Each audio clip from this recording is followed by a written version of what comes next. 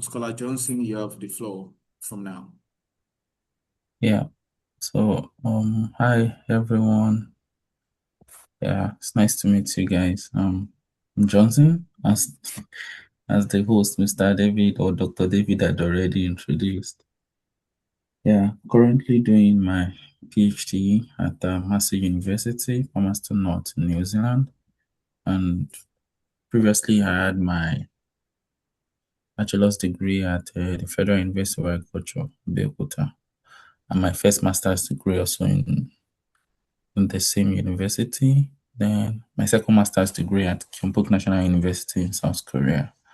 So today I'll be taking us through um, studying in New Zealand, what it entails, some of the benefits that comes with it, the advantage, yeah, and the gray areas. So, uh, yeah, without wasting much of our time, so I will follow the what's it called, the outline that has been listed on the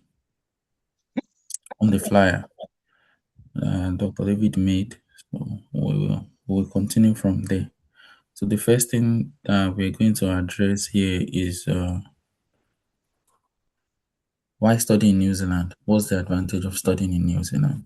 So um, New Zealand happens to be like I feel like of like the top nation. Probably is a bit under the gray area, but one of the advantage of studying in New Zealand is that here, firstly, the PhD takes only 3 years to complete, almost 80% of the time. Yeah, although some get extended by a year, but mostly you have to finish within 3 years. And you can also work full time while you are doing your PhD. So it's being treated as a job, PhD itself. And you also have the advantage of working full time along studying because the PhD here is somehow flexible. You can always work from home. You don't necessarily have to go to school or be in the office, but I always advise people at least know the trajectory of your research before you venture into working. So you have to know, when you're doing your PhD, you have to always deliver results, right? So you don't want to make it look like you just come here just for work without focusing on your research. But you have a full working right as a PhD student in New Zealand. And the third point is that there is no coursework. It's no coursework in New Zealand when you're doing your PhD. So everything is research based. So you just do research. Although because of the nature of PhD in New Zealand, sometimes you might have to do some short courses. Can everyone hear me? Yes, we can. You're So Uh, audible. after like yeah, 10 minutes, you can leave room for That questions. You follow, won't we give could everything. hardly. Does that make sense? yeah. Please help us increase the volume, sir. Okay. Okay. Yeah, it's because it's early morning here, so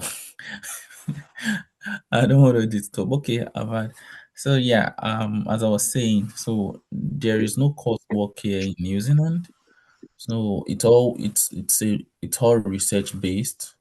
So although you have to, sometimes due to the nature of the PhD, you might have to do like some short course. For example, maybe part of your research involve an area of research that you don't have an experience in before, and I will explain. The next point will explain the reason why I said so. So also the professors or the supervisors in New Zealand here don't really look uh, at taking in already made students. Sometimes they look for potentials in students and give them admission. They look at your ability to produce while doing your PhD. So that leads me to the last point. For example, now you might have like an interdisciplinary studies. Maybe that's your background. For example, like myself, I did animal nutrition, monogastric animal nutrition, food science in my bachelor's degree and my two master's degree. So here in New Zealand, I'm working on meat science. But have I done made science as a study component by myself as a research? No, but at least I've did a lot of board courses in it. Then there's an aspect of my research that involves energy optimization, which is like an engineering background. So for that, in order for me to be able to make up for it, I have to go through like a short course, maybe like a week short course that I have to learn. I can ask questions from experts that are in that field, and because you know that it's not your strong point, you also have a professor in that field as part of your supervisory team. So that's how it works here. So they look at your potential and your ability to deliver. So But I'm hoping that okay, so then the fifth question is that the fifth point is that there are numerous opportunities here in New Zealand to do not just academic PhD, but you also get to do industrial PhD. What do I mean by this? You have the chance to work with industrial partners directly. You go to the field, you work with them as industrial partners, you learn directly from experts, and it gives you opportunity to access industrial connections and meet people in the like top chain of your field while building your experience in PhD. So what it means automatically translates to is that when you finish your PhD, you don't necessarily have to say, okay, I don't have experience in this because you already know some of the things they do. So that kind of facilitates you to be able to get a job because you already have direct experience. Even if it's not New Zealand, even if it's another country, you know that you are already made in that aspect. So that's what I meant. Then that leads us to the second point. So those are the necessarily 5 points that I feel like is an advantage of studying in New Zealand. And so we move to So before you moved, can we have some questions from people so that of course, we don't go back yeah. to a lot of things. So please, everyone, please mute your mic except if you want to talk, please. So can we have questions from people? If we have questions, please raise your hand using the reaction to or drop it in the chat box before we go to the next one. Thank you. So if you have any question, please let me know before we go now to the next point. So I think a summary of what he said, I dropped in the chat box. So he said PhD in New Zealand is research-based, coursework, except we have some, let's say, deficiency, probably are going from one background to another, and you have the ability to to do full-time work while doing your PhD, and you don't have to step your foot in to school and there's no coursework. Then professors believe in potentials rather than very established person in that field. And you are also open to both academia and industrial PhD, depending on your area of expertise. So that's just a summary of that. I know some people may have questions like, how do you apply? He's going to mention that soon. So that's just a summary of what he said. So does anyone have a question regarding this? Please can you put it in the chat box or just speak now for the next 30 seconds to 1 minute. Thank you.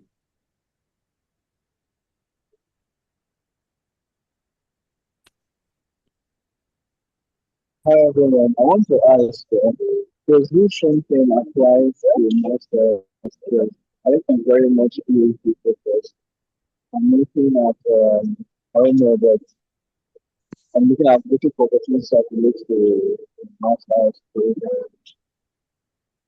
Okay, I'm struggling to hear you. So you say, does it apply to who or what? I Like think it's what talking about I think masters what he's students. trying to say is Masters, just that what masters. he has okay. What he's trying to say is just that what he has explained is applies to PhD. That is, does it mean is it the same trend with those applying for masters? The Oh, experience. God bless you. Okay. So Yeah. Dr. Samuel, please deal with the questions. I think we have some in the chat box as well. So Uh, Dr. Johnson, so fire on with with yeah. with the first question. Thank you. Yeah, I think I'm going to make mention of that once we get there. So Actually, majority of the master's degree study in New Zealand is fully funded. It's self-funded. I wouldn't really advise coming to New Zealand to study for master's degree because most times there are not there are no scholarship opportunities for people studying masters in New Zealand. And even for PhD students, even if you don't get funding, you can do self-funding in New Zealand because the international student get to pay the same amount as the domestic student. But for master's degree, there is no scholarship for that covers master's degree students except monarchy scholarship. And for monarchy scholarship, it's like all these Chevening and Commonwealth scholarship that immediately you finish, you have to go back to your country for 2 years. Then after 2 years, you can come back to New Zealand. So that is that about master's degree in New Zealand.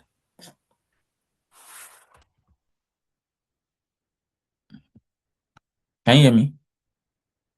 I'm trying to look at the Yes, we can hear you. Though there are other questions here, but I'm not sure they are related to can what you've we covered can we apply for presently. PhD without master's degree? Yes. It's possible to apply for PhD without master's degree in New Zealand only when you have a first class honor in your bachelor's degree. You have a first class honor in your bachelor's degree. Yes, it's possible. Otherwise, you have to have a master's degree. I'm still going to address it in this in the admission requirement. So What I will say is, if you have any questions that you still want to address in your next session of speaking, you can skip them for now, so that yeah, we won't waste much time on those questions. yeah. I see a question like very long. Okay, this is your summary. But that's the summary. Yeah. How possible is it to do a full-time PhD and work full-time? Yeah, so in New Zealand it's because here you get it's on your visa, you have unlimited work rights as a PhD student in New Zealand. So you will now be the one that will coordinate yourself in such a way that you know that you are here to do your PhD and also work full time. So yeah, people do it. I mean, there are even some of our friends here that before they finish their PhD, they already got their residency. So as a Nigerian, we are smart. So and the PhD in New Zealand isn't that rigorous like the US court. So if you can manage your time very well, it is possible. Do they have an application fee? So application to New Zealand for graduate school is totally free. So you are not paying application fee. The email I received was I need to pay between 7 days on my application was which university is that? Okunofwa Adiola Koinde. When was that and which university is that? Is the person here? Okay. Yeah, I've answered this. What school can we apply for? And that is as So PhD or master's research I think scholarship. wait, hold on. So I think for now, let's switch to your next session. I will make note of those questions for you and just ask you directly. So let's go All to the right. next section because of timing too. But I will compile all the Okay. questions here. Yeah. Thank you. Yeah, go. Okay. So the next aspect is the admission requirement, I think. Yeah, so for the admission requirement is it's still literally the same kind of document that is requested for people studying in the UK and the US, with the exception that you don't need GRE to study in New Zealand. Don't need GRE, but the general admission is that you have to have your certificates, you have to have your transcript, then there's something that we call GPE here. So that is what they use in converting. Instead of using West evaluation that is being used in in US and Canada, so we use something called grade point equivalent. So you must have at least a grade point equivalent of 6.0 when you convert your transcript to be able to get admission in New Zealand. And that 6.0 is just for admission. If you are aiming to get a scholarship, you must be competitive. You must have at least a grade point of 7.0 or 8.0 because the scholarships are quite competitive. So that's one of the things. Then if you have a bachelor's first class degree in your bachelor's, then you can apply for a direct PhD. Then you will need to contact a supervisor while applying for your PhD, because there will be a supervisor on each of those universities. There is a need to contact supervisor that will support your application before they can give you a place in their doctoral place for a particular course. Then, depending on university, because New Zealand has just 8 universities, which are we have just eight universities, which are University of Auckland, Auckland Institute of Technology, University of Canterbury, Otago University, Massey University, Lincoln University, Victoria University of Wellington, and Waikato University.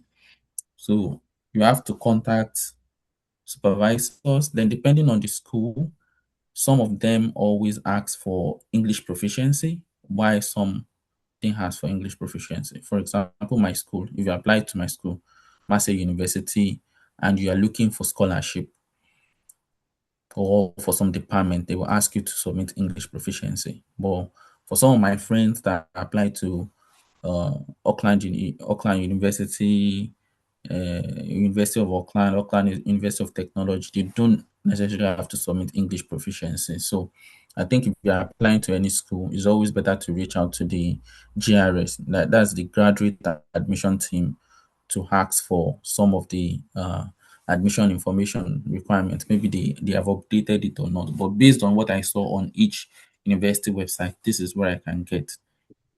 Yeah, so um the English proficiency that I used is IELTS. I'm not sure, maybe TOEFL is being accepted. I'm not sure. I've never seen anyone that tried it, but I wrote IELTS and that's what I submitted. So then the next part here, before, should I move on to the next part, David, or I should just. Well, I think you move on. Let me know. There's a point you say you want to share your screen. I think that's where most people want Yeah, to yeah, yeah. how Yeah, you so how you this is apply. the next part that I need to share Okay. my screen. Yeah, this is the part.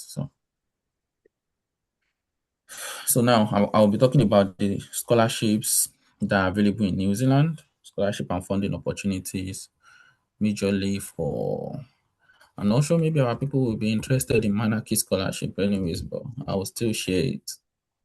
Yeah, the 2 years. Some people love Nigeria though, so they can do 2 years in on and off. Yeah, so because I feel like majority of people just want to am I on the same place? So while you're still trying to share your screen, so someone is Yeah, asking, is it proficiency letter from university or must it be IELTS? I think they may need to ask, check the school website to get that information actually. yeah, just check the school website. As I said, not all schools required English proficiency exams, so you might have to like follow up with them and ask. But for my school, as at the time I applied last year, they asked for English proficiency exam, which I have to share. Okay, so for example, can everyone see my screen? Yes, I can also. Yes. So this is Malaki scholarship for my school. Do you know what I want you to do? Because some people may Yeah. ask, how did you get to this website? Although it's one of those questions I think is somehow. Can you go from Google? The add Okay. website. I'm just saying, just some people don't know how to get that point. It's fine. It's fine. It's Thank just I you. just searched Malaki scholarship. Yeah, please. They want to see how you press the A, the B, the C. I think gonna make them like, okay, this is how I go about it. Malaki scholarship New Zealand. So I just come in here. You can't see Malaki your New screen. Zealand. You're not sharing your screen. Not seeing your screen. We are not seeing your screen again. Ah, really? Oh my Yeah. god. What's going on? Ding, ding, ding. Oh, seriously. Why is it going off? Okay, I What think. about now? Yeah, exactly. But yeah, so I just seeing you the mannequin, those pictures. Okay, so I'll start again. Don't worry. Okay, thank you. Okay, so this is the shared one.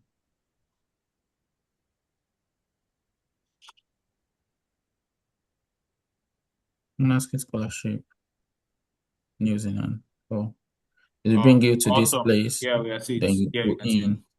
So Yeah, we can see here you can find all the necessary informations you'll be needing.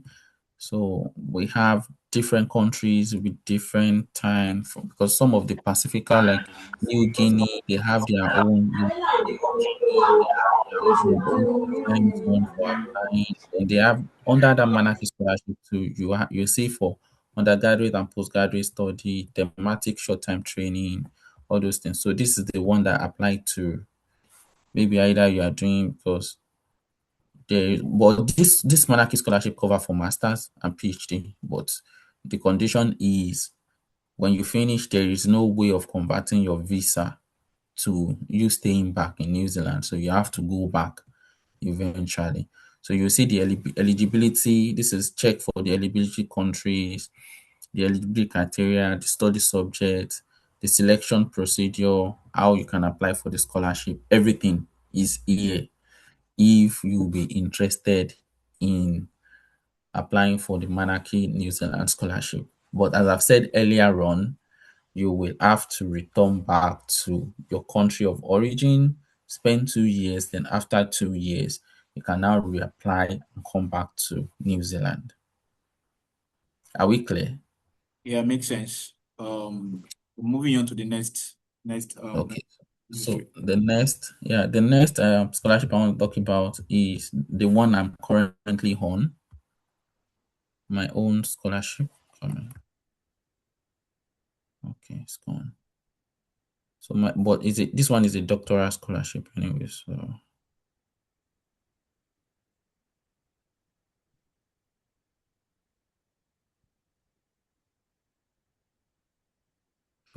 my own scholarship is called the Applied Doctorate Scheme.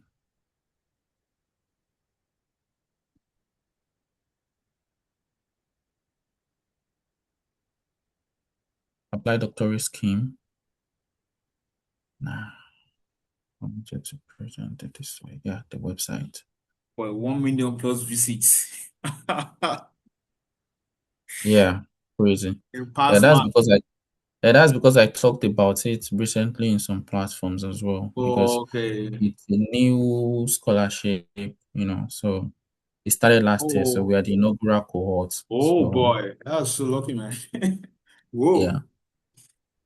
And for each year, so this is a how can I put it? This is industrial based PhD. So you get to have industrial partners that you Whoa. work with directly. So I have two of them that I work with, and I'm also scholar to one of the partners as well. So for this project, they have a specified number of advertised position every year on a specific research area. For example, last year, our own cohort addresses the need to reduce energy consumption in New Zealand context. So there are different projects in different fields, in different area addressing the need to solve the energy consumption in New Zealand. So I'm going to show you the project. So this is a project. Can everyone see my screen? Yeah, I can see. Yeah, I can see. Yeah. So this is 20. Okay, I'm coming. Let me show you the inaugural. So the inaugural project addresses, you see, it addresses bow. For example, now this topic shows bow ash innovation, reinventing power station ash for biomass co-firing. So the host university is University of Canterbury. Then the industrial partners is Genesis Energy. So for my own research, this one considering the meat quality question to facilitate coastal energy reduction. My university is Massey University. Then my industrial partners is the Meat Industry Association and one very big meat processing farm in New Zealand, but I can't disclose their name because I have an NDA in place with them. So Does that mean that you get to non-disclosure. get free meat? You said? Does that mean that you have to get free meat from them? I'm just joking. That side. Do they give you free Okay. meat for your experience for your research? Yeah. So we have 23. I think this guy too. Yeah, this is Adam's project. I think we are two in my campus here. This Adam project, it works with Novo Labs. I think they even posted his about his project on LinkedIn this morning. I saw it. So for last year, we had 23 projects in place in different fields that addresses energy consumption in New Zealand. But for this year, they have 22 projects this year. So before you continue, so Yeah. for each project, how many candidates did they offer admission and scholarship to? Is it just one person per project, One or person per project, yeah.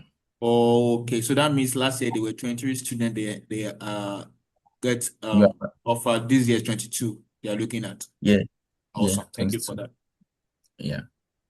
So as how we go. So for this year, it's a project that addresses aerospace, security, and defense. And even there is one of the projects that talks about developing Earth-based taste buds to improve food acceptance for long duration space mission. So the fact that you had aerospace doesn't mean that it cannot apply to your own field. It could apply to your field as well if you check, because the topics are diverse, so you can see how it works and check them out. I know the person that want to apply for this already anyway. So that's how applied doctorate scheme work, and they fully funded PhD scholarship. They pay your tuition. They pay like $3,000 for you every month. Boy. New Zealand, yeah. Then they cover for conferences. For like for me now, I have a conference with one of my industrial partners. Meet Association of New Zealand conference by September. Is my industrial partners that covers for it. Then I have another conference in Auckland in December. They'll be the ones to cover for everything. So the one for September, they already paid for my flight. They already paid for my sleeping, my hotel that I'll be sleeping and all those things. They've sent it to me already. So these are some of the benefits. Then you get to see what they are doing in your field directly. You can make connection, build connections, collaborate with people, then also facilitate job opportunities after your PhD. So this is what applied doctorate scheme is all about. If you are interested and you are in the field of like machine learning, AI, computer sciences, and the likes, you might want to check it out and apply. As I said, it's a new scholarship. People don't really know about it now, so it might be an option for you.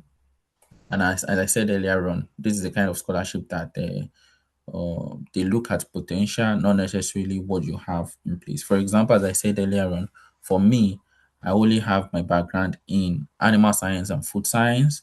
Although my project in South Korea addresses refrigeration and cold storage of dried fruits, but here I'm working on meat science. So when I did my interview, I was selected for interview. I made sure that I studied very well, even though I don't have background in thermodynamics and engineering background.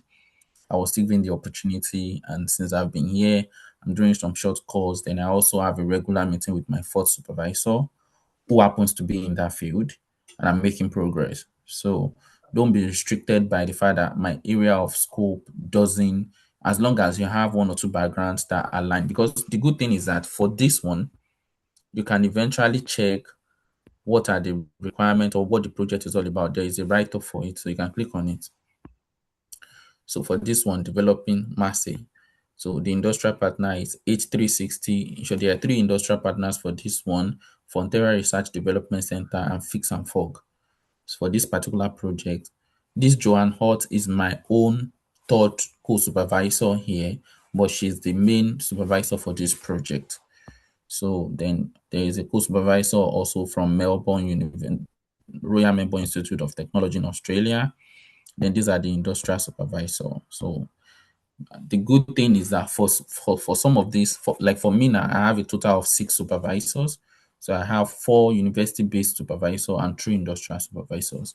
Then you can read the summary of what the project is all about. Then you can say, okay, does my scope fall within this? Is this something I can deal with? So you get to have an experience. Either you can work with them or you cannot work with them. So that is applied doctorate scheme. And yeah, let's move on to the next scholarship. So as I said earlier on, there are only 8 university in New Zealand. Then each one of them also have doctoral scholarship. So let's check the University of Auckland doctoral scholarship. What's that? Auckland doctoral scholarship. I'm just going to use this for example. Then you can check for the order. So this is University of Auckland doctoral scholarship. So the scholarship in 2026, the University of Auckland scholarship comprises of a tax-free stipend of 35,468 per annum, with annual increase adjustments up to 42, tuition fees up to 42 months. That is 3 years and some months, 3 years, 4 months. Then you have single student health insurance compulsory charge if applicable. So there is the guideline there for international student, University of Auckland. There are different types. There is one for international students, then there is one for Maori students, which are the local people here. So how you can apply is here. It's easy. If if any student is offered a position in their program, so this is how it works. You must have gotten admission into a doctoral program before you can apply for any doctoral scholarship in New Zealand in any of the university.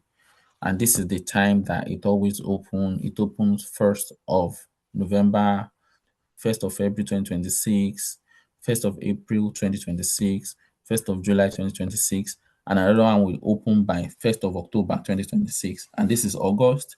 So if you are interested in any course in Auckland University, you might want to reach out to a potential supervisor, get admission so that you can meet up with the scholarship opening period of 1st October 2026 to apply and resumed and enrolled by between February, March, April, or May 2027 so that you can be in New Zealand.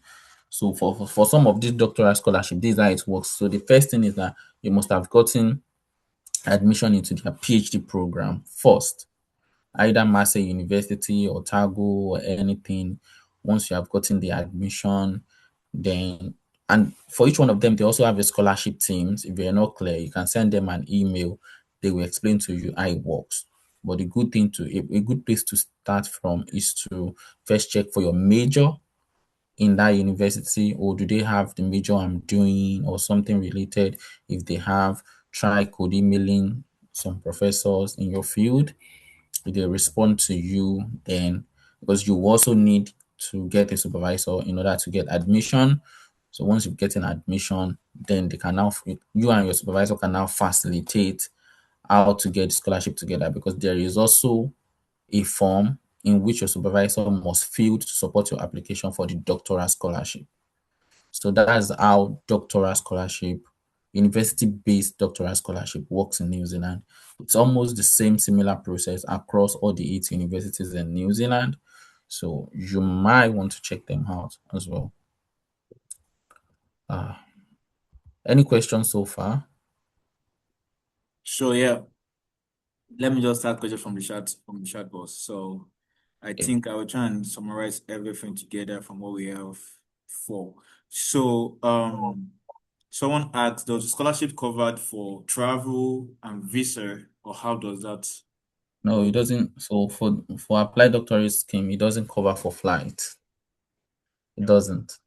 It doesn't cover for flight, it doesn't cover for visa. You have to sort that out. But it's like you getting admission in the US, like the standard fully funded PhD in the US. So you have to, but for monarchy covers for that. They cover for your flight to and fro. Okay. But for applied doctorate scheme and the The rest. university-based scholarship, you have to sort that out by yourself. Okay. So for people asking about if they have PhD in mathematics or They epidemiology, do. or Just check out the just universities. yeah, just check online. And so someone that's asking about master's project. So master's is not funded. You have to be self-funded by yourself. Self-funded, unless Yeah, you're for going to master. apply for Manaki scholarship and you have to return back to your home country Okay. after your study.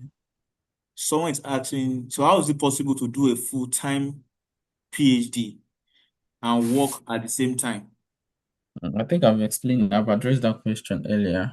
It's because the program here is really very flexible. As long as the immigration cannot stop you because you have a full working right. But despite the fact that you can work, you are not meant to abandon your PhD. So you must find a balance in order to do that.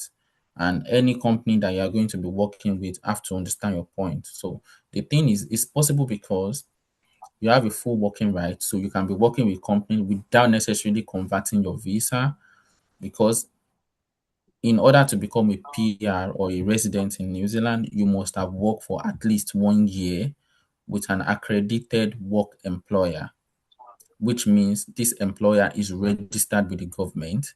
You're collecting salary that meets the threshold for that resident visa requirement. So if you are working with your PhD, they have all the salary draft and everything. Then after a year, you can apply for your residency. Okay, that makes sense. So I think the question that someone I think we answer everything. Just hold on a Yeah. sec. So application fee, no.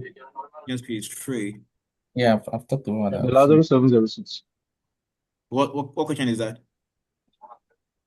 We have a first class immigrant. I don't know.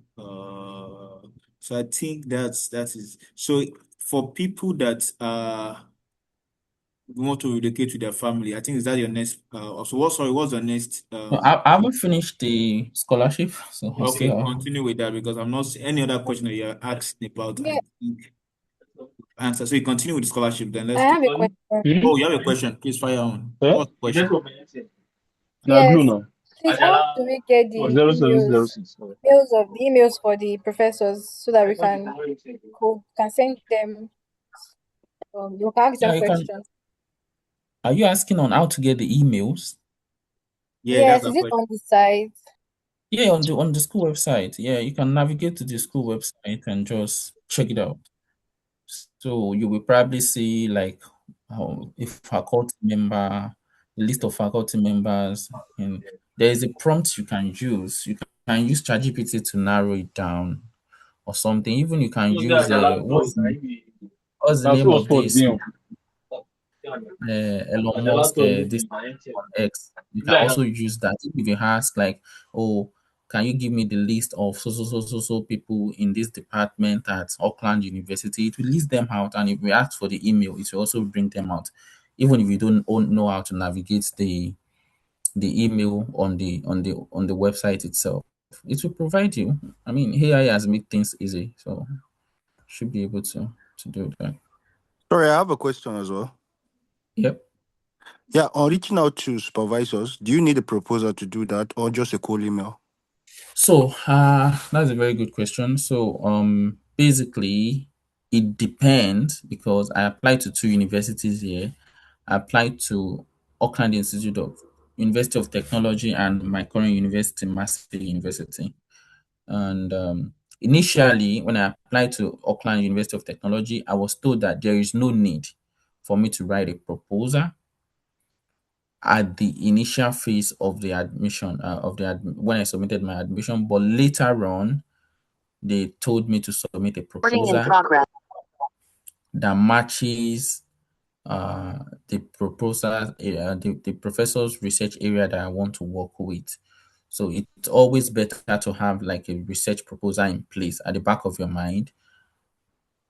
Even if you get a professor, if you or you didn't get a professor, as long as you see professors or advisors that their research areas matches your own interest, it's always better to fine tune and write a proposal and keep it somewhere, else they might eventually ask for it. Hello, Mr. Does that Samuel. Good evening. does that Mr. answer? Sheung. Yeah. I'm good. Yeah, Okay. one more question. Yeah, Mr. Sheung. Yeah. Yeah, just to clarify, do we need a first class in particular to apply for a doctoral program in all these No. universities? For doctoral program, you don't need a first class, but you need at least a CGPA that is equivalent to New Zealand GPE grade point equivalent of 6.0. Okay, with the GPE evaluation, Yes, whatever. yes, to get an admission. And Anything Mr. less than that, For your the admission out, won't be. I Yeah, recently messaged this school, Victoria Wellington, and one of the yeah. professors told me that I'm just putting it to the group so that they will know the school to. Is that Sylvester? Yeah, no, this like this month, I messaged one of the professors No, and I'm she told me asking, is that that Sylvester? Is that Sylvester talking? no, this is Ademola actually from Okay, okay. Nigeria. So All one of right. the professors mailed me back and she said that the school that they are recently downsizing instead of hiring, that she's even planning on leaving the school too. So I think they Okay. have funding issue at Victoria Wellington University for now. So I know, not Wellington. Okay, when I remember the name of the school, I'm going to share it. Yeah, you Okay. can. You can. But actually, their doctoral scholarship is currently open now. Sorry, one more last question, sir. Okay. Yeah. Yeah, for instance, you study in a foreign country, let's say the UK, and you're having you graduated with a commendation which is about 60 and above. So, do you Okay. need to go about the conversion, or you need to send them a transcript for the conversion or something, or you can just go ahead and No. So apply it there? doesn't work that way. So when you want to apply for admission in any New Zealand university, you Yeah. pay around 150 New Zealand dollar. So they will do something called the NZQA evaluation for you to determine maybe your grade is up to what they can admit. They can, like, if they can process your application for admission or not. So you don't necessarily have to do the conversion by yourself, or there is a body that does it. They are the one that will do it by yourself. Because I think I paid for Okay. that as well. Yeah. Okay. It's with the university, or there's a separate body outside the university that does that? The university will do that. You have to pay on the university website. It's So, okay, sir. Okay. follow-up Thank question. you. So does that mean that if I'm applying to like 5 schools, I will have to like do the GP evaluation for those 5 schools? Yeah, that's how you have to do it. Yeah. So you have to pay like $150 each. Yeah, each.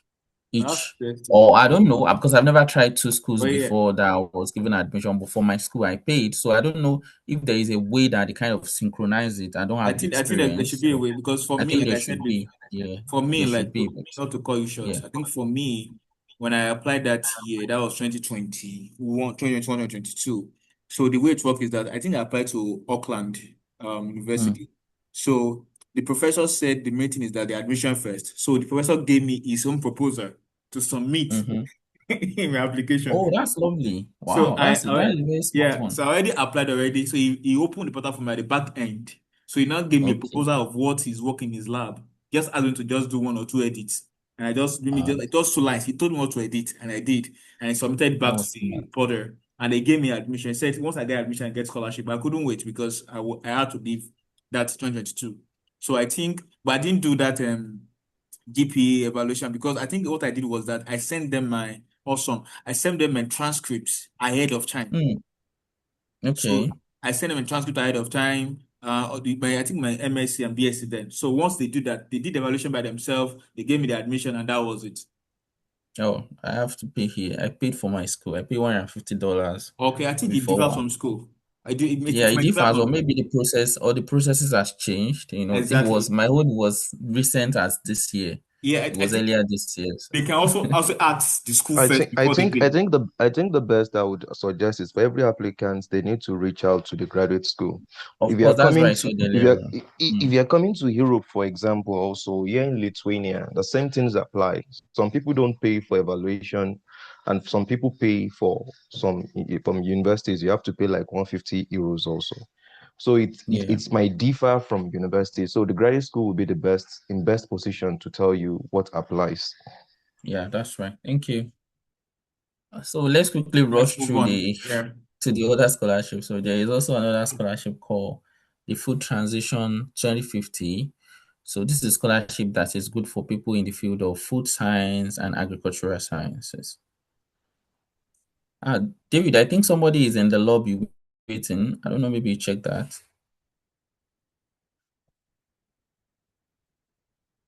Can everyone see my screen? Yes. Yes. Yes. Yeah, so 2 universities participate in this one, University of Canterbury and Lincoln University.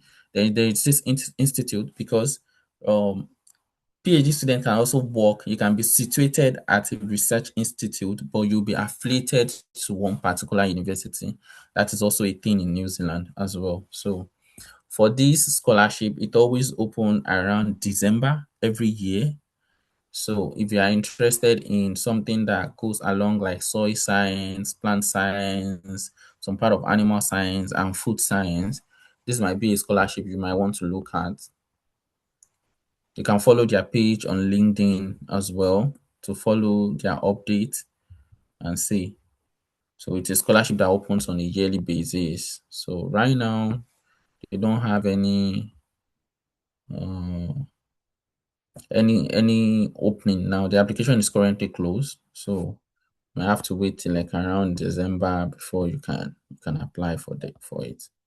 So I think they used to have up to like 10 slots per year. Then you can apply to. So this is how it works. I think like around September, August, the professors that apply for the grant from these food transitions will be announced. It's just like applied doctorate scheme. Then around December, they will put out the name of the supervisors and the projects that they have in place. Then you can reach out to the supervisors directly. They will conduct interview for you and necessary things. Then you go through your visa application process. Then you come to, I think they always resume at like around July. So for the upcoming cycle, the application will open, the portal will open around December. Then you get to New Zealand around July next year. So you can check the website out in detail to see based on their previous research, if it matches your area in field of agriculture, food science, and the likes, you might want to check them out as well. Then the last one I want to share today, this one is it's an industrial PhD. Yeah, it's an industrial PhD. So this one, they always advertise their PhD admission on LinkedIn. If they have any PhD position, they always advertise on LinkedIn. So you might want to check them out and follow their page on LinkedIn. It's called AG Admission Center PhD Scholarship.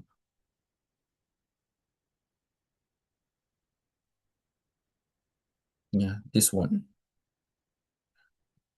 So this one. So, but the application is currently closed this year as well. So you have to check back. If you go through the website, you can navigate how it works here, the eligibility, the visa requirement, and everything is on the page. But as I've said earlier on, as an international student, it is always good to follow their page on LinkedIn because if they have any position on available, they always reach out on LinkedIn to ask to advertise to show that they have a position in place. So you can check them out to see when they announce. But for this kind of project, it's majorly for people that are working on ruminant nutrition, pasture and range management, environmental pollution, stuff like that, because it has to do with emission. So environmental engineering, any research area that deals with pollution and the like this is a kind of a PhD platform in New Zealand that you might want to look into. They even cover things like carbon sequestrations, anything that can pollute the environment, pollute the soil, and the like. So you might want to look into this. And I think with this, then the last part, there is a scholarship called the ELET, I think ELET Research Trust Fund, Agricultural Research Trust. Yeah. For this scholarship, you can apply directly on the website for this one, but it's one of the best scholarships in New Zealand. So they have scholar profile. I think one of my office mates is also, yeah, this one is my office mate. But for this scholarship, you can apply directly on the website. You have to apply through platforms like is it PhD, findphd.com or academic position PhD. Yeah, so But the good thing about them is that whenever they have a project at hand, they will advertise it on their LinkedIn page. So for each of these scholarships, for anyone interested, it's better to type the name of these scholarships on LinkedIn and follow them up, so that whenever they have any PhD position they're advertising, you can always get a notification and apply if it matches with your field. So with this, I've come to the end of the scholarship opportunities available in New Zealand. So Dave, I'm done with that one. Thank you. I think the next thing, because I know questions will be coming, let's the next part, which is Employment opportunities during. employment So as I said earlier opportunities on, as a and the PhD student in New couple Zealand, parts too for married folks. yeah, you can, yeah. So you can work full time, and as a master student, you can do 25 hours per week. As a master student, for PhD, you can work full time, and even if you don't want to work full time, you can also do part time job if you feel like it's going to affect your academic performance.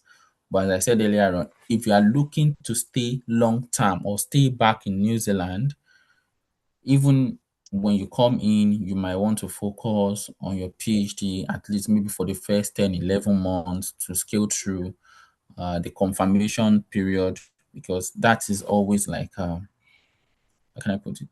Is for just studying in New Zealand is just for 3 years. So you might really want to focus on your LinkedIn, yeah, on your studies. Then afterwards, then you can now decide to say, okay, since I already know the trajectory and the area of my research, I can find a way around things and the like. So you can work during, then after your studies. So what I would suggest is that, because each country also have their pros and cons, right? So in New Zealand, I wouldn't just advise anyone to come to New Zealand and just study anyhow course. You have to study courses that you know that when you finish, because here the way these things are sectioned is that there are courses you study, there are job opportunities in New Zealand that they are on green list, like they are mainly wanted. For example, teaching is very lucrative in New Zealand. If you are a teacher, you can do conversion or come and do some diploma courses in New Zealand. Once you do your conversion, you will definitely get a job. Nursing is in shortage. Then courses like food science is also on green list. Food science is on green list in New Zealand. And yeah, and if you come in here as a PhD student, I think generally the odds of finding job is higher than people that are doing masters. Let's be realistic. Then secondly, if you do industrial PhD, because you already have like connection with people in the industry, because one good thing here is that outside of your profile, your connection also had to be strong to get a job. So you might also have to like make sure that why you go for conferences sponsored by probably your PhD or your program, you just make sure that you interact with people to have connection. But the good thing is, are people studying here and they are getting job? Yes, people are doing well. So I think about the job thing, yeah, the job market isn't really like very dynamic like that of the US, but yeah, there's still job. We have so many people here as Nigerians are working in different fields. So that's that. And the next part is family relocation. So yeah, so if you're a PhD student in New Zealand, your wife will be given a work visa. So what it means is that your spouse can work full time without restriction. So they get a work visa, they get partner of a student work visa. So they can work unlimited number of hours, and you don't really have to worry about maybe they are working under the table or anything. Then you can relocate with your family. Yeah, they have benefits. So many advantage as well. Then yeah, the work visa for spouse. I think I've just made mention of that. Although New Zealand visa can be a little bit expensive. Yeah, I think for the spouse visa, I think it was about The last time we applied, probably like 1.4 million. Yeah, I think it was about 1.4 million. Whoa. And for the student, yeah, for the student scholarship, the student visa for my own, I think I pay roughly 800,000. So Whoa. that was as at May this year. So it's a little bit expensive, but yeah, So what are you those can with go for kids? it. Does the formula cover the one with kids? Yeah. What do you say? Does the 4 million naira cover with the people with I kids? think it should. Yeah, I think it will. Yeah, Okay. yeah, it will. Family package. Yeah. That makes sense So then. then, the last part is the tip for successful application. So tips for successful application generally is to first believe in yourself. Don't be limited, because I'll just share one thing briefly. For me too, I was targeting the US, but after the proclamation of visa restriction for us, I just had to be like, no, this place I am currently, I don't want to be here till next year, and I just made a bold step. Reach out. Yeah, it's God's grace at work, because I never knew I would be coming here. So when I reached out to the professor, he responded to me. And sometimes, if it depends on how you present yourself. If you present yourself well, for example, if you send like a substandard code email or a substandard CV to an advisor, there is a probability that even if they have position, they will tell you they don't have. People in academics do this a lot. But sometimes when they see your profile and you don't know about a particular research, they will even be the one to tell you, oh, this one is in place. For me, I don't know anything about the applied doctorate scheme. I don't know anything. And it's been advertised on LinkedIn almost for like 3 months before I knew about it. That's to tell you that people might have applied for a position, because it's been advertised for like 3 months, and I knew about it December 31st last year, and the application closing period was January 19th this year. I think I'm one of the last person that applied for the position. So when I reached out to the professor, he told me he doesn't have a personal funding right now, but they have a project under the so scheme. He attached the application guideline and everything for me, that if I'm interested to be a student for the project, I should just apply.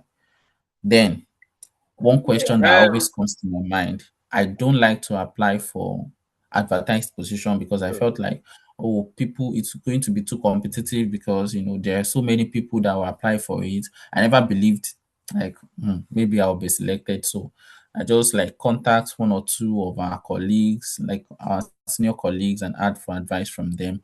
I put in some of the requirements that I needed, and February 23rd, I got an email to come and do interview. So I did my interview March 2nd. They told me I should submit my writing samples. So my last thesis I did in Korea, I should send it to them. So I also attached some of my publications with it. Then 4 days later, I got an email that I was the selected preferred candidate for the position and stuff like that. So it starts from you believing in yourself that I have what it takes to do this.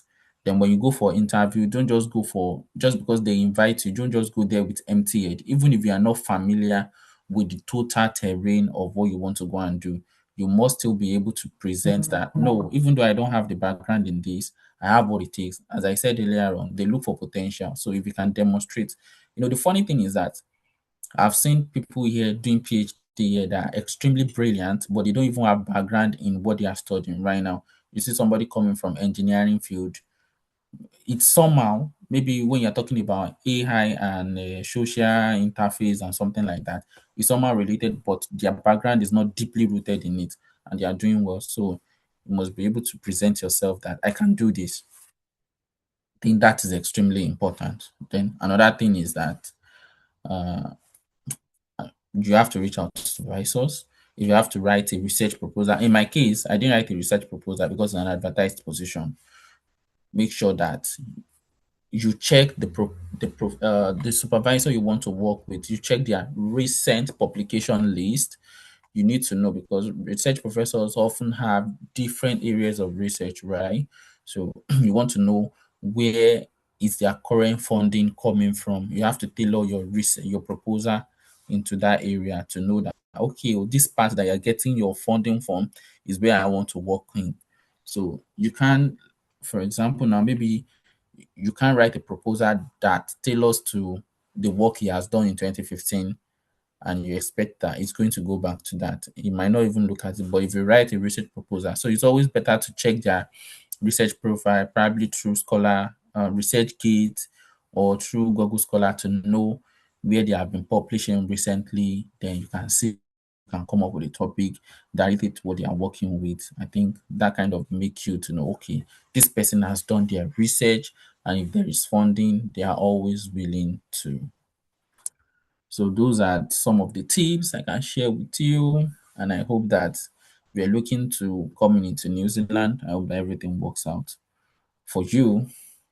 So that's that as far as that's concerned. Yeah, thank you so much for that beautiful presentation. I don't know if anybody has other questions, but I think that's just the summary of everything from beginning to the end, from the I scholarship, have a question, sir. applications, and all. Okay, fire on. Yeah, go Yeah, on, go thank you. on. Thank you so far for your candid presentation. Really appreciate. Sir, please, I Yes. want to ask, in schools like in countries like US, most of their Hmm. most of their schools, they do prioritize things like GPA, the GPA level. Hmm. But I heard that in Australia, they prefer one's research profile, Publications. like Yeah, to have publications. Right. as much Right. publications as possible. So I Yeah. want to ask Yeah. about New Zealand. Is it GPA the value over, or they prefer the publication? GPA, no, not publication. Actually, you can even do PhD in New Zealand, and you don't even publish throughout your PhD period. So, as I said earlier on, your CGPA is very, very important. You must have 7.6.0 to be eligible for admission. But in terms of scholarship, you must have 7.0 GPE after you make conversion to be competitive for scholarship. So I Okay, sir. think they are very strong will with the GPA than scholarship than research profile, I so to think say. I think to If help I our have 7.0, Nigerian sir, audience, is it can you over can 10? I'm sorry, please, for to help our Nigerian audience, can you help them that 6.0 you are emphasizing? What is the Yeah. equivalent of such in Nigerian So for GPA? masters, I think it has to be 70% and above. I'm not really sure because for me, I studied my masters that I used here in a foreign country. I knew that getting admission in let me try and check though. Because getting 70% in Nigeria is really stressful. Yes. 90%. Oh, honestly, I don't know. Let's see. David, do you have any idea with that? So that conversion of is I don't know. I think Yeah. I think someone shared something on chatbots how to convert your GPA to GPE using ChatGPT something. So I think Yeah, it's something they I think can they should just check it out because honestly, I didn't check. But I knew that mine is really, really over because I studied in a foreign country, so my CGPA is quite high. So I don't really know how it works with the. Okay, but let me check. that With could be the what? best way to do. Just going to check to see if I can have any idea. So if you have 70% grade in Nigeria, is equivalent to 7.0 to 7.5 GPA here in New Zealand. So that means if I check for 60, then 60 is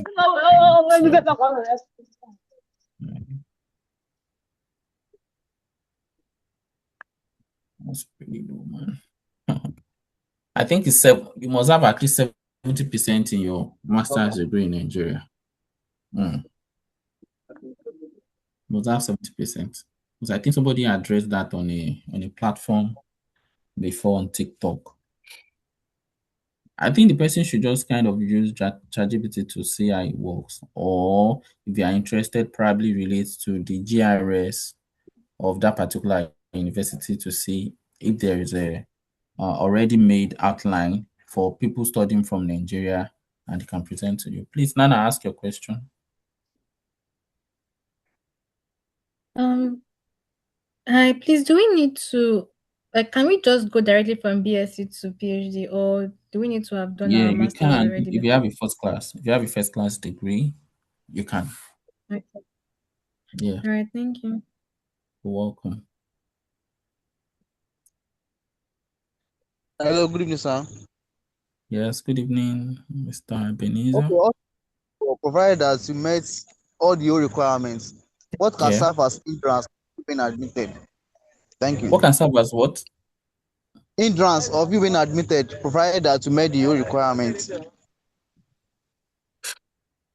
Well, not having a professor, you have to have a professor. As I said earlier on, if you are looking to come in here and study, probably with a scholarship, you need a professor. Even for some university to get admission, you still need to have a professor that will say, okay, I'm the one supervising the student. It's a similar thing with the US. Then, if you are looking at doctoral scholarship, there is a part that your professor had to fill in for. So even if you have all the requirements and you don't have the input of the professor, then it's a big issue. So that's the Okay, thank only you, sir. yeah. I think Mr. Samuel has made the conversion. 6.0 out of 9.0 is equivalent to Nigeria at least 4.0 to 4.5 or 5.0. So, Mr. David, is there any other thing?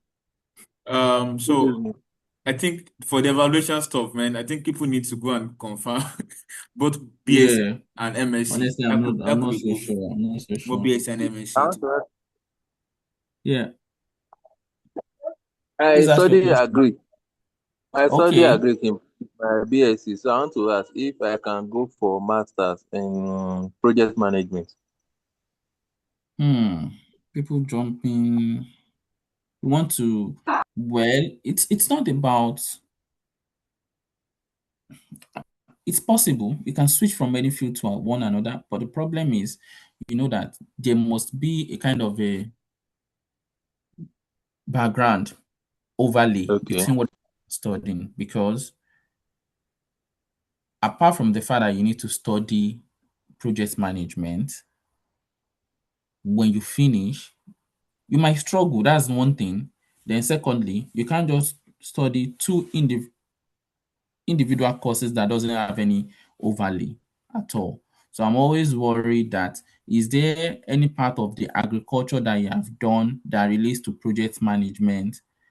That's always my concern. Unless you said, okay, I'm not building on agriculture that I've studied before. I just want to start all over again. I am going for another BSc. So that's another thing. But there must always be a kind of interdisciplinary background between your field.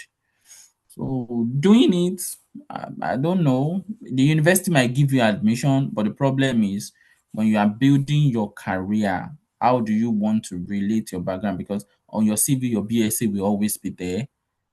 And honestly, some people always feel like if you just join, I think I reached out to one professor like that before, and he told me, "Oh, just because your background is in animal science and I'm applying for a food science PhD," he said, "Oh, he can't offer me admission, even though I did food science." So I had to focus on interdisciplinary between food science and animal science for my PhD admission. So I would advise that you consider that. If you can find any background, how they connect to each other, go for it. But without that, I think you might have to reconsider once again. So that's my contribution. Yeah. So no, it's not general IELTS, it's academic IELTS. So that's Um, it. so that's it. I think we're wrapping up already. It's very early in the morning right now. Okay, thank you for that, Ahmed. So, I think in the absence of any more questions, do we still have any before I let the host go? He needs to sleep. Yes. And as I said earlier on, yeah, so New Zealand has a clear path for Resident. residents after your study, provided that you can get a job and work for at least a year. I think after a year of working, you can get your residency. Then after 2 years on residency, you can apply for your PR, or you wait 3 years and or you wait 5 years and apply for your citizenship. And if you study in New Zealand, according to the patch they have with Australia, so if you're a citizen in New Zealand, if you get a job in Australia as a New Zealand citizen, you are directly getting Australia permanent resident directly from New Zealand as a citizen. Then after working 4 years in Australia, you can become an Australian citizen. So that's how it works. That's So all. How about the language? we Is it speak English here. Everyone speaks English. I think they have a native Kiowa, Yeah, Tiara. they have Maori and Yeah. sign language, but yeah, but English is the medium of Awesome. communication. Yeah. So Mr. Temitayo, Dr. Temitayo, your question. Thank you. Thank you very much. I really want to appreciate you for the opportunity, and yeah, you have answered a lot of questions and you've killed it all. I'm actually interested in Mr. Oluwaseun, I'm interested in the visa um application process. Is it No. similar to the United States, or US Oh, you go to? Yes. okay. So the visa is online. It's online application. You don't have to go to the embassy. Wow. You do everything online. Thank you for that. Okay. You submit a very detailed application, and if they feel like your information you submitted is not complete, they often requested for something we called RFI, request for further information. So, and for me, you will always see people that said, oh, you should use licensed immigration advisor. For context, I did it myself for both myself and my wife. So it's something you can navigate when you get there. So it's not something so lugubrious to the extent that you won't be able to figure it out. But everything is online. You're not going to the embassy. Thank you very much. You're welcome, What's sir. the racism rate? What's what? The what? Racism rate. The racism. Racism here? I've never witnessed one. I've never witnessed one, honestly. I've never felt that way because My guy is scared. Don't worry, before you leave Nigeria, do what's it called? Odeshi. it's nothing like that. I mean, for me, me, I'm coming from. So I used to live in Korea, right? So for somebody living in Korea, yeah, come here. I've You've never seen witnessed worse. one. Yeah, right. Both me and David, we passed through Korea before. So, We've seen worse in but South Korea, so you can't see any worse racism anywhere in the world again. So, yeah. So I don't, Victor. Yes, sir. Thank you, sir, for that wonderful presentation. I just want to ask a question. The industrial PhD and normal PhD, is it the same CGPA? Thank you, sir. Yeah, it's the same, sir. It's the same thing. Just that Okay. the requirement might vary because the industrial PhD, the people funding it might ask for some other things, but generally, those people they are just in charge of funding. But the normal admission is by the university, so it's still the same CGPA. Thank you, sir. You're welcome, sir. Welcome, sir. Mr. Temitayo, do you still have another question? I think it's still raising up his hand. Oh, no. Thank you. Well, thank you. Thank you, everyone. Any other question, please? We have just 10 minutes to go. I think it's 1 hour, 30 minutes already. For the Yeah. So Zoom meeting, I uploaded the YouTube channel, so I'll upload it there. I think no other question. I think someone was asking if he wants to follow you on LinkedIn. I don't know if you want to drop yeah, your. my name is Olowoniyi. I So I don't know think if you so. want to drop that. Let You me can follow check. up Let with me you. So I don't clarify. even know much about New Zealand anymore. It was United States, yeah. With Luciana, I have a friend that's currently doing his PhD in Ludhiana in Europe. So I think I got to know about the country train. So I have someone in Belgium too, in Europe, PhD, also in Estonia. So I Yeah. have South Korea. I'm not recommending anyone for now. So, but yeah, so You guys, because we left South Korea, you're totally condemning South Korea. South Korea is not that We are bad. not At least we're not it was it we are was not condemning it South was Korea anyways. I it never was a leverage. It was a leverage for every one of us. We all left South Korea. all of yeah, us but we're together. not I don't know if it's a Korean or this group right now, but we are not shading anyone. Korea is a good we place are to not be. shading. It's a Yeah, good my place. name on LinkedIn is Oluwaseun in bracket Johnson Olowoniyi. Yeah, so you see. Okay. So that's me. It's me there. So yeah, I think that would be the end. The person that asks questions, mathematical modeling, I think you need to check the school websites for that. There are several programs in New Zealand. They even have There's like a several lot. scholarships. There are a There lot are of a so lot, especially people that are studying something like hydrology. New Zealand is a destination. Geology for you so is a you very made good mention destination. of green list. Can you list the feed in those green lists, Oh, let me even check. please? So green list are schools that like top what's it called? That Top, they're top, looking for top, people. top job that are not in sufficiency in New Exactly, Zealand. please. So you can have like the green list. So if people are interested in those, you can start applying it.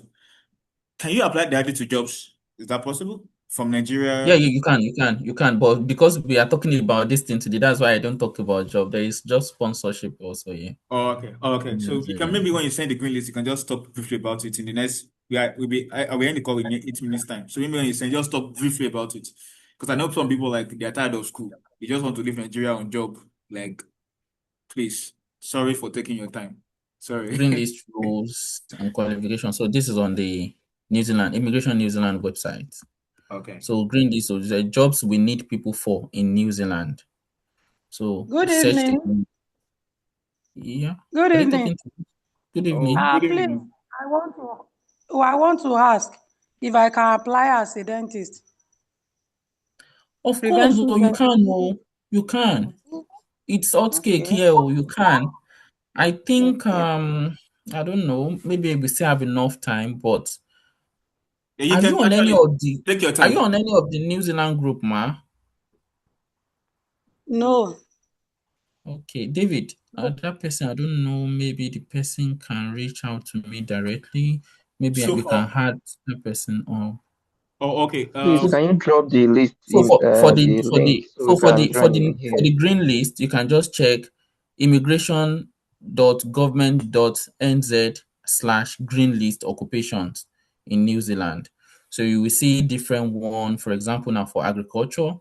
So for agriculture now they have role for like now assistant dairy farms. Then you can search. So you will see. For example, you see this one now, and school. So title role eligible for work residence, you see. So industry, agriculture, pathway to residence. If you are working in this role and are eligible, you can apply for resident visa after working in New Zealand for 2 years. When you apply, you must earn at least $35 per hour. So green list, you need a minimum of 3 years experience working on a commercial farm in a relevant role. So when you want to apply, there are some platforms you can apply. One of them is seek.co.nz. Australia also has seek.co.australia. So you will see all those jobs advertisement for there relating to agriculture. And at the bottom of each one of them, there is always like this job is available for visa sponsoring for sponsorship. Then you can apply. You have to set up your profile on LinkedIn so that they can always check your portfolio to know that you are genuine in this field and be able to prove yourself in any interview you are called for. So once you can do that, they will sponsor everything and you come here as a work visa holder. Then after 2 years, you can apply for residency. So that is how it works. So if you want to make anything like you want to find anything, don't fall for any immigrant, any visa agent or anything. All the information you need is on Immigration New Zealand. So just check immigration.government.nz/work requirement slash whatever yeah, slash I just put that green list rules on or the job. chat box. Yeah, Yeah. yeah. So So yes. everyone you can apply directly. So I know a lot of people want to do US just like so US right now is there's a ban, temporary ban. So I always encourage people to explore other or countries of the world. So for the job, I posted the link already, green list roles in New Zealand. And for the woman that asked about dentist job, just send me details, or you can connect with him on LinkedIn if that's what you want to do. Yeah, she can connect with me on LinkedIn. Then from there, I'll try and add you to the group where Kelly is, and they can supply much information. Kelly works here, so because he works here, because me, I'm a student, right? So you can always like, if you ask question, he's always ready to provide, and I think he can take it up with you from there. Thank you so much for that. Thank you very Yeah, much, and sir. yeah. Please, yeah, please. What did you say? I said, Yeah, what your name?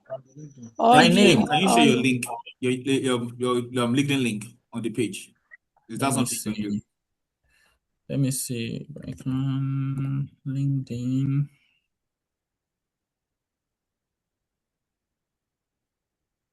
Let me see if I can do that right now. Sorry. I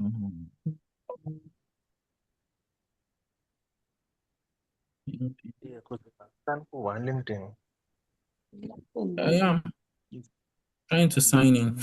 I think we'll pull it down. Okay, yeah, I'll just copy it now. Oh, okay, cool. That will make it so much easier. Ding, ding, ding, ding. Okay, so this is my page on LinkedIn.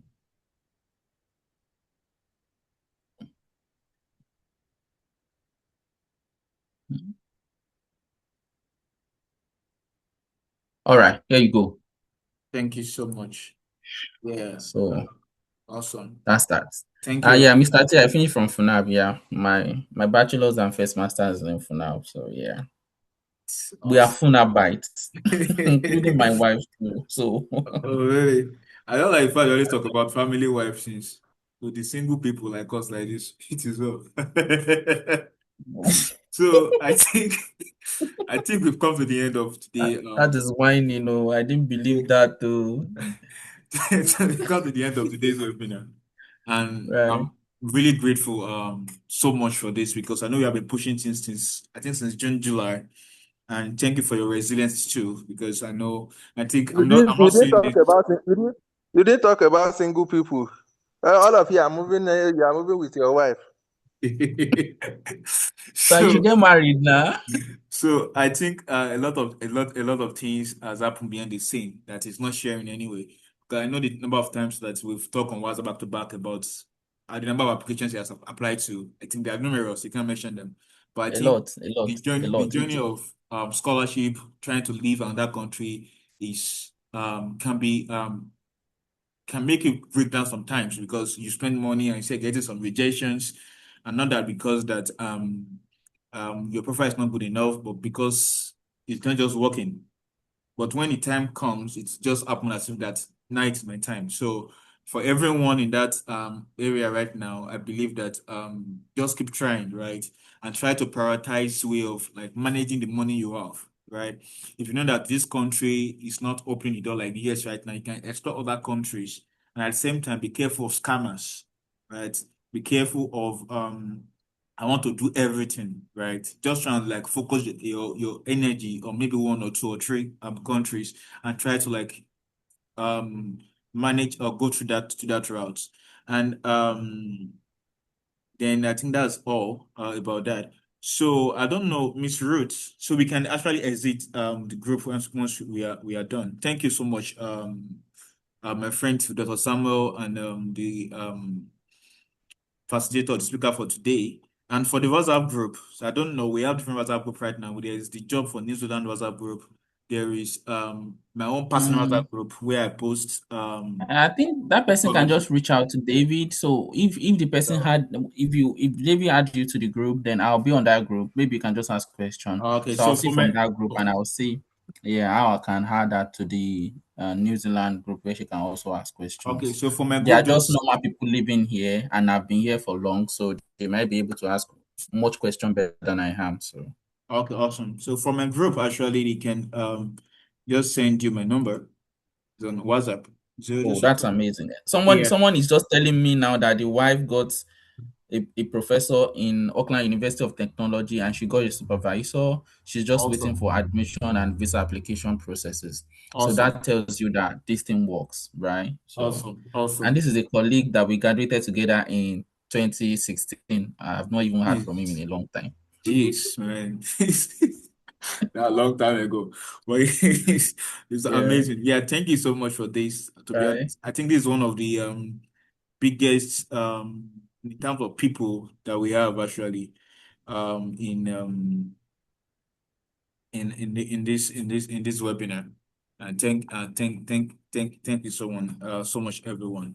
So this is the end of today's webinar, and I think the next time could be maybe next year. And I don't know what's going to be doing next year. That's one thing. But I know for previous webinars, we've always have the following year we only have someone that moved to that country. Because I remember the time we did New Zealand, and that was the year after I moved.